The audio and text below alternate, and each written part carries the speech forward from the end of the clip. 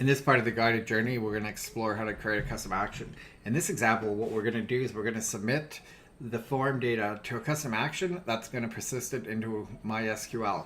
So let's take a look at this form. So we filled it out with 6,000 for customer ID, Tom Red for the name, 456 Hare Avenue for the shipping address, state California, fictional zip code of 54321, and then my email, scott@adobe.com.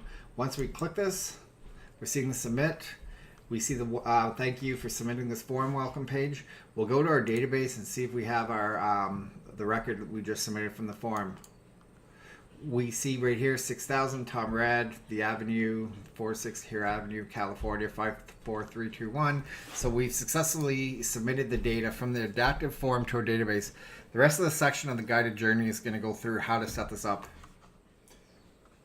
So to build a custom action, what we're going to do is we're going to build an OSGI bundle and define a custom service. So to do that, we're going to run a Maven archetype command.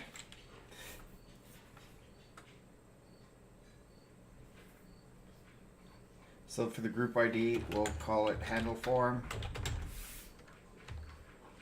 For the artifact handle form, we'll just leave the snapshot 1.0, the default value.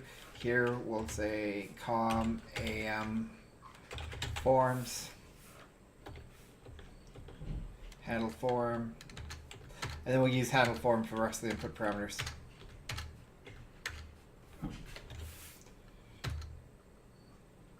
So notice it was a successful build. So we're going to change our directory to handle form, and then we're going to run a new Maven command.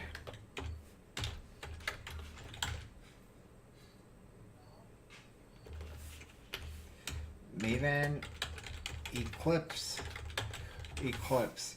And what this is going to do, it's going to convert our project to let us work within Eclipse.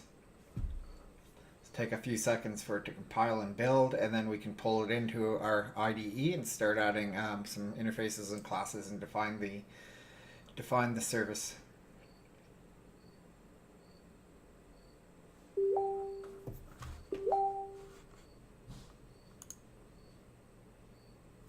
So there we have a successful build, and we are now ready to proceed.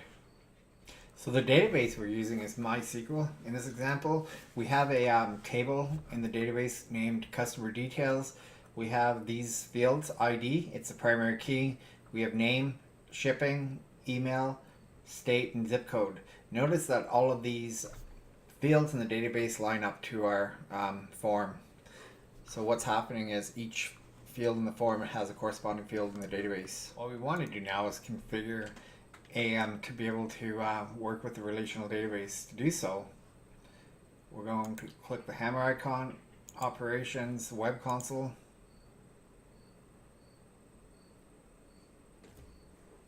and then we're going to click OSGI configuration. Now we're going to search for a connection data source pool. So we have Apache Sling connection data source pool, and we're going to configure this to use our relational database. So we've already got one configured. Let's take a look at it. So we open it up. We see that we have data source name. This is an arbitrary name. We're going to reference this in our Java code. It's we retail MySQL. We can name this whatever we want. The data source property name is lining up in our example to Sooners. So if we look at our database here, we can see right here, Sooners. The JDBC driver class is com MySQL JDBC driver. Very important to get the right driver class specified in this input setting. We have our JDBC connection area, so it's JDBC MySQL localhost 3306/Sooners. Then we have our username, root, password, default for MySQL, root. And then we've kept the rest of these values at the default value. So once we do that, we can scroll down, click save. Now we've successfully set up AM to use our database. Now we're going to take a look at our Java interface that defines a custom service. So in this case, it's notice it's a public interface handle form. This has a method called ingest form data, DB.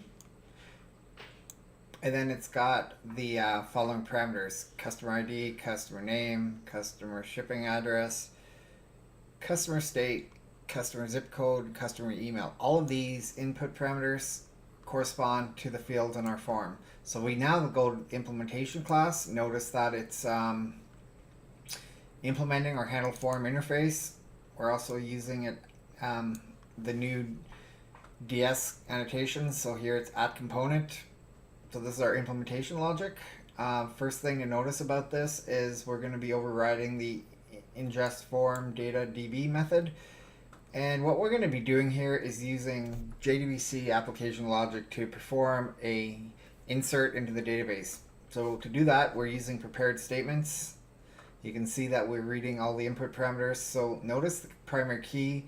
In this case, it's an integer, so we've got to convert from a string to an integer. So we're doing this here on line 64, pretty straightforward.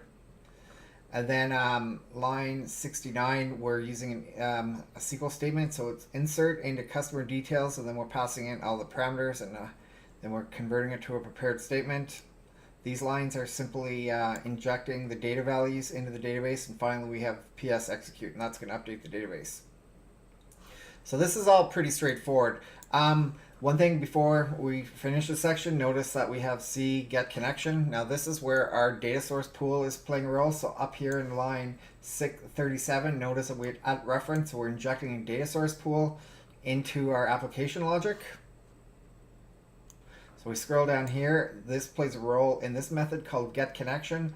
So we have our data source pool, we have our connection, and then right here at line 105, this is where everything happens. So it's data source, and we have source, get data source, and this is referencing the configuration value for the MySQL that we set up in AM. So then we are opening up a connection, then returning the connection. The connection is used here, and then it's used in the prepared statement. So this is how we are using a relational database and a data source pool to inject the values from a Java class into a relational database. And this is how you can create custom services to talk to a relational database within AEM. Another important thing to note for this use case is when we're working with relational database and data source pool, we've also got to wrap the JDBC driver file into a bundle and deploy it. So in this case, we notice here, bundle 535, we have MySQL, and it's in an active state, and then look at these packages as exporting. So these are the driver files that we need to successfully work with it. If we don't have the JDBC driver file wrapped within an OSGI bundle and in an active state, our use case will not work. So what we're going to do now is we've got to add some dependencies to the POM file, the paired POM file under our handle form project. So we scroll down underneath, we can see under dependencies around line 450 we have two dependencies we've added. So we're adding, in this case we're working with 6.3, so we've added 6.3 Uberjar, and then we've added this second dependency.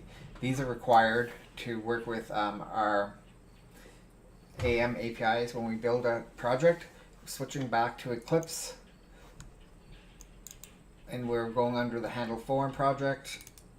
You can see too, we've got to add some more dependencies here. So a few dependencies to note. We're adding the MySQL connector right here. Now that we've added our application logic to our project, updated the POM files, we're ready to build. So to build, what we're going to do is we're going to run a Maven command, Maven clean install. This will build our bundle.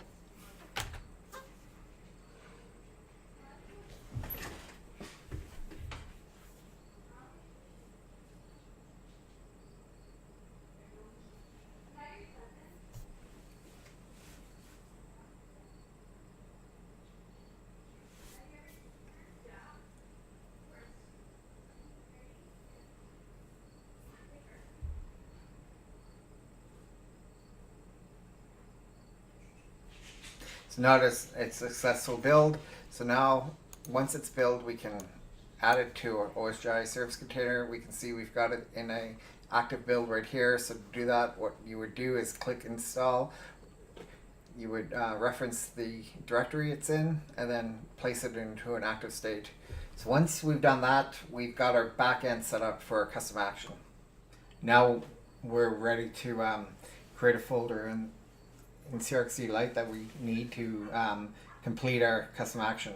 So we notice here underneath apps we have a folder called custom submit action. Underneath that we have another folder named invoke service. So invoke service has a few properties that we need to set. So we have a guide component type of type string, and then the value is FDAF components guide submit type. We have a guide data model string. It's XFA, XDS, and then basic. And then we have a JCR description, and then this is invoke service. Now this is important, as what the value of this is going to show up in the submit action of the custom form. So notice here it's invoke service, and then underneath this folder we have the a JSP logic file that ties it all together. So let's take a look at that JSP post. It's named post uppercase, and then JSP. So this is how we're calling our back end. So notice here we're defining some logic to read all the input parameters from the form. So we have get customer ID, customer name, customer shipping address, customer state, customer zip code, and then customer email. These are all the fields we defined on our adaptive form. And then here is the what brings it all together. So we have com, am, form, core, handle, form. This is the interface that we define in our project. And then we're using this sling get service. And then we're passing in the fully qualified name of the interface. And finally, we're calling, using the object, HF in just form data DB, and then we're passing all of these parameters. And this is calling our service and then passing in all this. And so if we look back at the Java, we can see here it's corresponding to all of the input parameters that we've defined here. So that's how it maps. So what's happening is when we post from the custom form, it's going to this JSP, and this JSP is invoking our backend service and then passing in the required values. The last thing to note, we're going to hook up our submit button to our custom action. To do that, we want to click the outside container of the form, click on root panel at the down here, click adaptive form, and then notice that we have a wrench icon. It's going to open up the adaptive form container. Scroll down till we hit submission, and then under the submit action, notice that we now have invoke service, and this is what we defined in CRXD Lite underneath the properties for our folders that we set up. So this is now letting us define our custom action from the drop down of the submit action. So this concludes this part of the guided journey on how to set up a custom submit action. I hope you've enjoyed it.